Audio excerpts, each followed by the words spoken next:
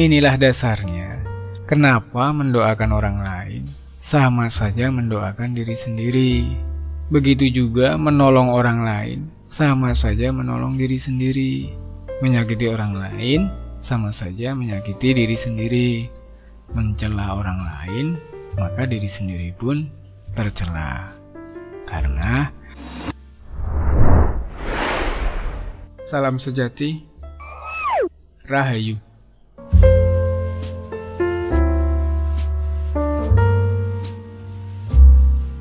Pernahkah Anda menyatakan sesuatu hal yang Anda belum pernah mengetahui sebelumnya, tapi Anda begitu fasih menjelaskannya dengan detail? Atau begini, Anda pernah mempelajari ABC, mentok hanya sampai C. Selebihnya Anda tidak mengerti. Tapi ada momen di mana Anda begitu keren menjelaskannya dari A sampai G. Padahal sebelumnya Anda tidak tahu menahu soal D, E, F, G. Belum ada data D, E, F, G dalam bank memori Anda. Pengertian D, E, F, G itu tiba-tiba muncul spontan dalam ingatan Anda dan mengalir begitu saja dalam bahasa verbal dari mulut Anda dengan gaya bahasa Anda sendiri tanpa berpikir. Ya, tanpa berpikir. Anda tidak memikirkan konsep materi yang akan disampaikan, bagaimana cara penyampaiannya, dan sebagainya. Anda menyadarinya dan Anda menikmati alirannya. Semuanya mengalir dengan spontan. Anda sadar Anda ceplas-ceplos ini itu. Anda seperti media atau jalan. Iya, jalan. Jalan yang dilewati suatu data informasi baru. Diam-diam Anda juga menyimak dan mencatat substansi dari kata-kata Anda sendiri. Di situ Anda seperti ngajarin orang, tapi juga sekaligus ikutan belajar. Nah, setelah itu lewat, bisa jadi Anda heran sendiri. Kok tadi saya bisa jelasin sejauh itu ya? Kenapa bisa demikian? Ada beberapa kupasan dengan bahasa yang kekinian dan dibungkus menjadi teori-teori sebagai pendekatan. Misalnya berkaitan dengan fisika kuantum, akashic record, channeling, atau dalam kemistikan Jawa, tinar buko, dan sebagainya ya. Kita bongkar langsung ke dasarnya saja ya. Mungkin malah bisa memicu teori baru dari pemikiran Anda sendiri. Jika dirasa kesulitan mengunyah, jangan dipaksakan. Lepeh saja dan habis perkara, ya.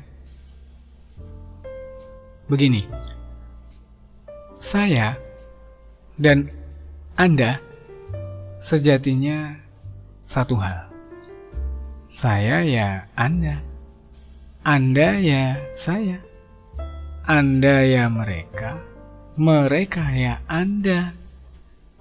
Dalam arti yang sebenarnya, tidak ada Anda. Yang ada hanya saya. Ya, saya sendiri. Nah, dari sisi Anda, tidak ada saya. Yang ada ya hanya Anda. Ya, Anda sendiri. Ini semua tentang Anda. Anda yang sesungguhnya. Bagaimana dengan si Koko ini? Ya, si Koko ini hanya identifikasi pikiran kita saja. Dalam arti yang sesungguhnya, si Koko ini kan nggak ada. Ya toh, kita pernah bahas di video yang lain. Pendekatannya begini. Pendekatan loh ya, bukan yang dimaksud. Begini. Ibaratnya Anda itu sebotol udara. Saya juga sebotol udara. Saya dan Anda sama-sama udara. Pertanyaannya, kenapa bisa Anda menganggap Anda bukan saya? Karena kita terpisah botol yang berbeda. Ya, udara dalam botol akan merasa aku adalah botol. Ini warnaku, ini bentukku, ini merekku.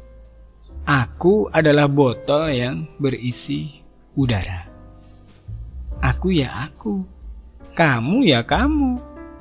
Aku bukan kamu, kamu bukan aku.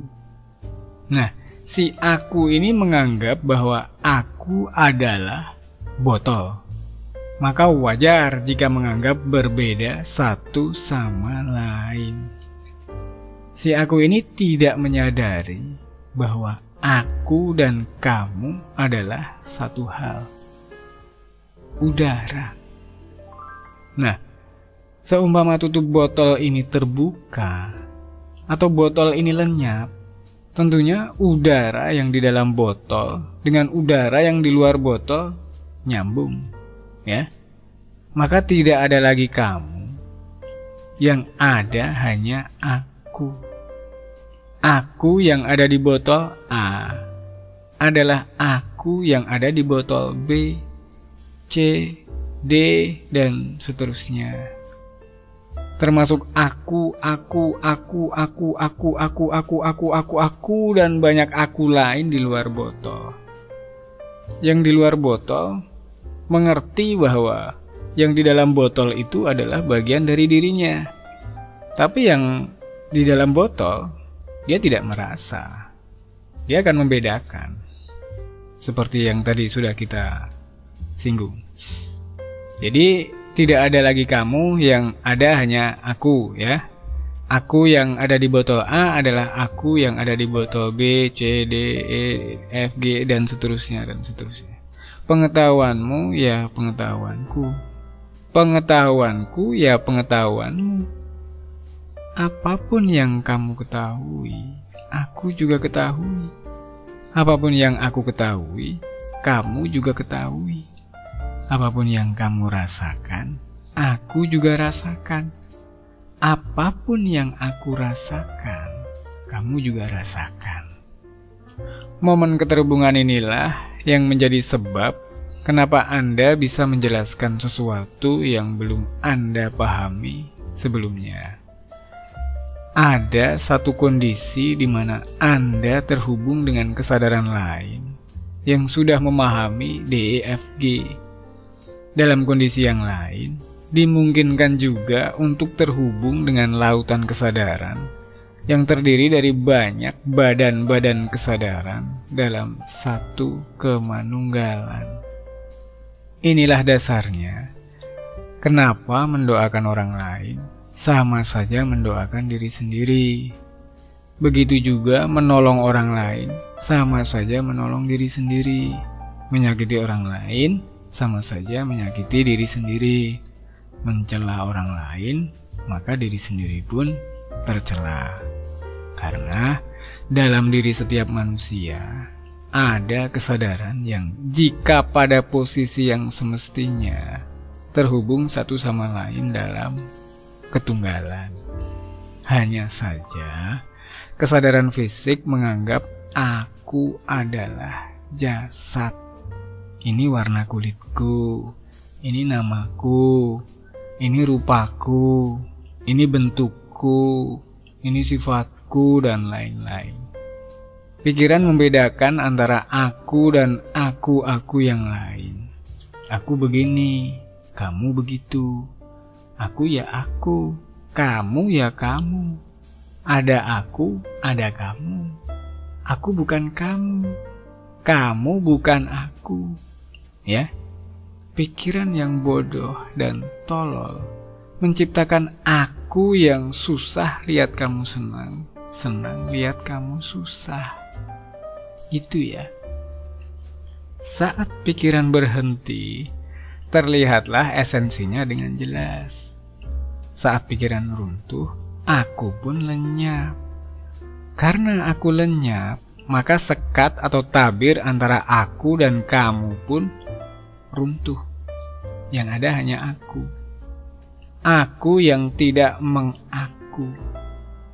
Aku yang tidak mengaku, ini loh aku. Mengaku aku adalah ini, aku adalah anu, ini namaku, ini merekku, ini sifatku. Mau mengaku terhadap apa? Terhadap siapa?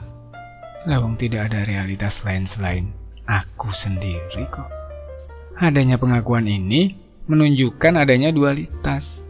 Ada aku yang mengaku anu, dan ada yang lain selain aku yang mengakui keberadaanku.